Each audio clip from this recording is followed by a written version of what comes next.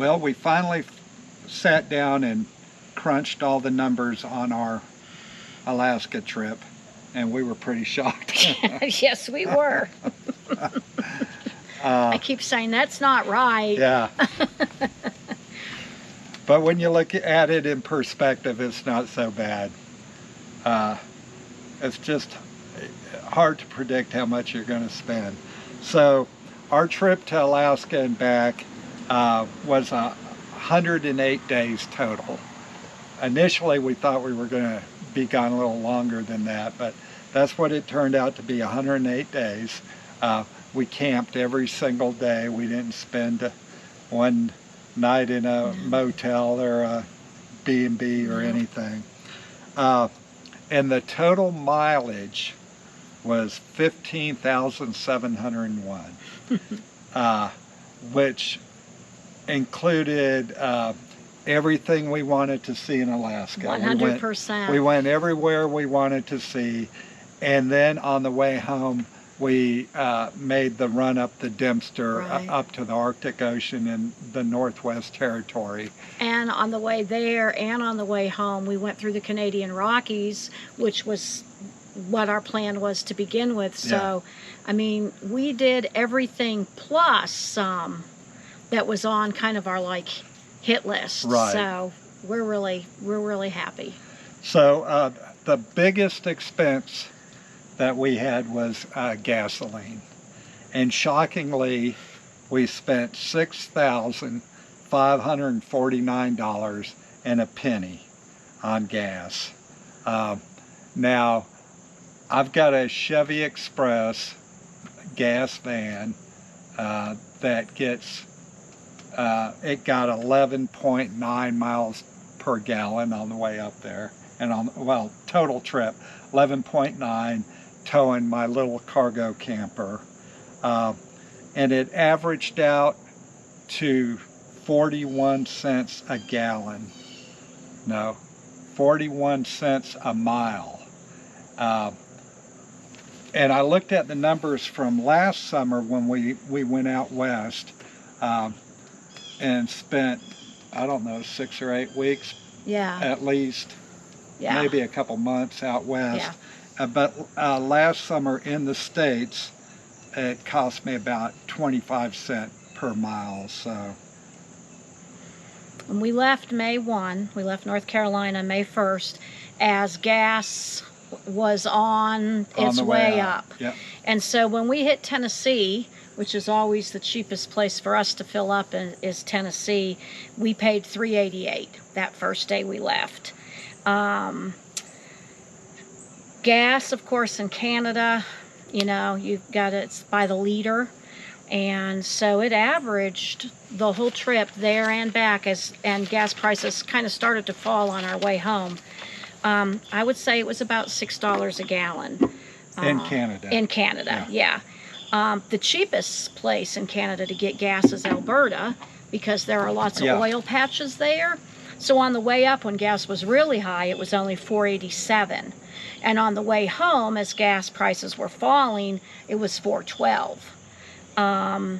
We paid in Dawson City, right before we hit the border with Alaska, we paid $6.89 in Dawson City. When we came back, it had only come down 8 cents there, $6.81. You know, it's kind of the middle of nowhere. I'm sure a lot of that is transportation costs to get it there. Gas in Alaska, I think averaged out to be just under, probably 5. Sorry, I thought I had written that down and I hadn't. The highest, most expensive gas we paid for in Alaska was in this little town called Cantwell, which is just south of Denali. But we came off that desolate highway. The Denali Highway. The Denali Highway, not Denali in the park, and needed gas. Sorry about that. Loud noise. Okay, go ahead. So we paid $6.72 per gas. And that was just a ripoff. It was a ripoff. It was... It was $1 less a gallon. 11 miles up Yeah, the road. 11 miles up the road. But we so kind of didn't know at don't that buy point. gas in Cantwell. No. But I would say that the average price of gas in Alaska was around five and a quarter. And again, gas was high, you know, it had gone up. But you get to the point where it's like, Yeah, after a while. You got to have it, so. After a while, you quit worrying about it. Right. On the way home, it was like, yes. What was, how much was it in Inuvik? Well, in Inuvik, on the way to the Arctic Ocean in the Northwest Territories, it was the absolute most we paid for gas, and that was $7.52 a gallon. So this is all U.S. dollars and gallons. I converted everything. So that was pricey. But you had to have gas. You got to have it. There's no other place to get it, and you had to have it. So that was a big expense. Also, okay, so let's move on to camping. I was going to say, I was going to talk about, you know, filling up when you need it, when you found it too sometimes. Oh yeah. Because there's such long distances between gas. Yeah. When you saw it, a lot of times you just had to get it. Yeah. So. Yeah. You didn't have a choice. Yeah. If you saw it, you for sure wanted to get it because.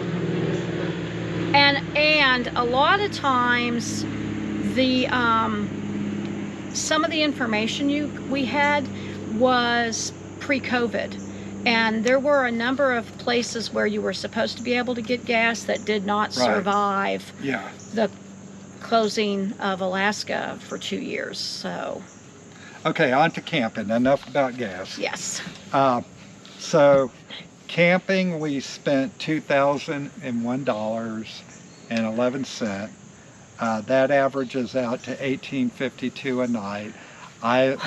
My thing is, I like to average $20 or less, average across the trip. One thing about it, there was like no opportunity, or very little opportunity to use like the lifetime senior pass, good with the national parks and national forest campgrounds up there. And we only camped at like 1 or 2 national forest campgrounds. They're just few and far between. Yeah. Mostly they were like state parks, but I'll let you talk about the campgrounds. Okay. Well, before we get to Alaska, we got to the Yukon, camping in Canada, which pretty much averaged in all of their provincial parks to be $20 a night. So it was about 16 American. Yeah. In Alaska state parks, some were 20, some were 25, and as non-residents, there was not a discount for us. However, those parks were also really nice. Unfortunately for us, the one that we ended up staying at in Palmer twice for probably like 2 weeks. 2 weeks that we loved was $25 a night. It was the more expensive but, of them. You know, they're nice parks, and now none of these places have any power or anything like that. So this is primitive camping, which would be similar to our national forest campgrounds that we use here. Privies and super clean. We managed to stay at one campground coming in and going out. That was a BLM campground, and so with the senior discount, it was only $5 a night. Yeah. So that's pretty hard to beat. And the one Forest Service campground that we found, which was on the way into Whittier, with the pass was only $7 a night. But again, Forest Service camping, you know, no electricity, privies. And for the most part, we had fantastic state parks. We had fantastic provincial parks in Canada. I don't think we have any complaints. I mean, just absolutely beautiful. My one word of advice would be to perhaps avoid the Inuvik provincial parks that are on, Do you remember the name? I don't, they were on the Dempster Highway. There were Happy. 3 of them. Oh yeah, we were at, oh excuse me, I should have said Northwest Territories. In Inuvik, the provincial campground was Happy something. Happy something. And Happy Valley? yeah, maybe. Yeah. It was really bad. Just boondock. It was bad. Don't waste your money, just boondock. And the other 2 Northwest Territory Yeah. campgrounds that are on the Dempster are the same. I just would avoid. Yeah. Why waste I your would just $20? avoid them. On the way back, we just boondocked. Yeah.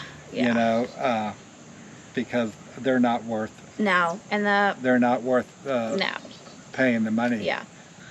Oh, occasionally we did occasionally pay for power, and those were also like on the way up when we damp and cold or snowing, right. And we wanted to use the electric heater to dry things out.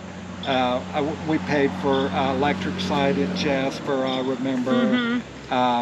And then a couple of times in Alaska, we paid for power. Just so we could charge all our batteries. Yeah. And we never paid more than 40 for those. Yeah. 40 was the highest we paid. Yeah. I think in Seward we paid 40 a night there with no power. That was, that was boondocking for $40, but you had to pay it. Yeah. That's what it was. So. But we did stay at a private campground in Valdez. Yeah.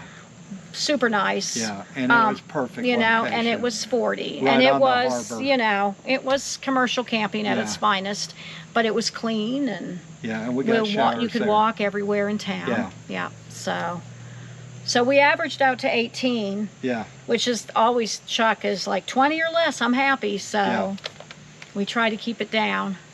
Okay, so moving on. Food. For groceries, we spent $2,499.32. So $2,500. Dining out, $1,626.15. So the average that we spent for groceries and dining out was $38.20 a day, and that's 2 people, 3 meals. So when you look at it that way, it's not that bad. Yeah. Groceries in Canada were expensive like groceries in Alaska, which you just, you know, oh, okay, a bag of cookies is going to cost me $8 Canadian or $7.50 US in Alaska. But it is what it is, and they've got to, you know, ship all that stuff up there. I felt like grocery prices in Alaska and Canada at the main grocery stores, not in the little out of the way places, but like in town in the main grocery stores, were about 20% more than what we pay. Yeah. Some things were about the same, but generally I'd say you spend about 20% more. Yeah. We noticed that meat was pretty high, but I don't think, I mean, most people up there are hunting and fishing, and they're not buying a lot of meat. Yeah. So I think it's high and then maybe even higher. Although I will say in Canada, we were just talking about this, it's pretty cool because all of Canada's grocery products are labeled with the country of origin. And I would say like ours that, used to be. like ours used to be, and I would say that they are all probably 90%, 95% Canadian products, and those extra products are really just the United States. Mm. So, you know, their food is coming from them and us. Yeah, they had a lot of local sourced foods. And I will say, so if you're not in a city with a grocery store or a large town with a grocery store, you know, you're kind of at the mercy of what the little mom and pop grocery store might have. And we shopped in a lot of those in both Canada and Alaska. Yeah. The most expensive thing we bought, because we needed it, was in this little town called Ninilchik on the Kenai Peninsula, and we needed bread. We needed bread for lunch. And I thought that this was like the middle of July. So I thought that the 802 stamp on the loaf of bread was for the bread was good through August 2nd. No, that was the price. We bought an $8.02 loaf of bread that was not fancy bread, just a loaf of bread. Yeah. So, and then I think the other probably most expensive place was in Chatina on the McCarthy Road, where we had to have cookies, and they were like $15 for 2 bags of like Fig Newtons and Chips Ahoy or something. Dining out. All right. We ate out a lot less than we eat out when we're home. Yeah, we would have spent a lot more at home. But when we did eat out, we splurged. Yeah. So, you know, if we had salmon dinners or I don't even know. None of it was really that great. And, you know, we spent... The only really good meal we had was normally priced. Right. The high dollar meals that were just outrageous were like, really? Yeah. You know? Yeah. So, like, I wrote down the best places we ate. We had Greek food in a place in Fairbanks called the Aurora. And it was just a diner. Mm-hmm. But that food was awesome. We had reindeer dogs in Palmer at the street fair, which were also really good. And then I think the best place we ate was called the Potato in McCarthy.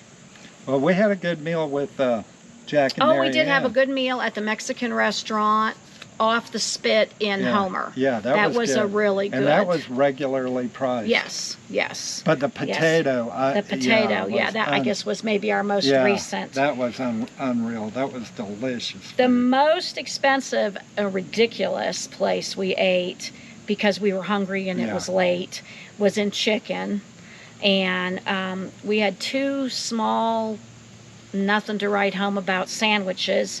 We each had a small bottle of water and it was $36, and it wasn't, they weren't good. So Tim Hortons, which is like a Dunkin' Donuts or Starbucks in the States, was our treat. We would, if there was a Timmy's, we'd stop and get coffee. So we'd probably spent more on coffee than we would have spent at home. But and Timmy nuts. Tim Bits. Timmy Bits. Which are donut holes. Yeah, we spent a lot. And in Alaska, every town's got little coffee. Little drive-up coffee shops. So we spent a lot on. That was a treat for us. Yeah, I bet Palmer had a 10. dozen. Little, just, you know, in the parking lot. Yeah. So. Okay, so on to miscellaneous. Miscellaneous expenses, $3,684.66. 36.84.66. And that, we probably wouldn't have spent that much if we were at home. But we would have had miscellaneous expenses. Well, sure we would. But, you know, we wouldn't have gone to all the museums that we went to. We wouldn't have bought souvenirs for everybody, kids, grandkids. We wouldn't have gone on a glacier hike or excursions. Soaked in a couple hot springs or done that Kenai Fjords boat trip. So I don't begrudge, I don't really begrudge any of this. But I certainly don't begrudge our once-in-a-lifetime excursions and miscellaneous expenses. Yeah. Other things like Canadian Park Pass. Oh, yeah. Stuff like that. That was over $100 probably Canadian. You know, we got a year-long pass. Right. That saved you, like, entrance fees. Yeah. Like the passes here in the States. Yeah. So, all of that stuff kind of was grouped under miscellaneous. Okay, so total, this is the shocking Sit down for this. Total for our trip was $16,350 which comes out to $152 a day. I made him check that math. Yeah. So that's $152 a day. That's gas, food, lodging, excursions, that's everything. So if you think about it like going on vacation, going on a cruise, going overseas, when you look at it that way, Taking your grandkids to Sonic. yeah, it's a hell of a lot cheaper than going to Disney, but That's true.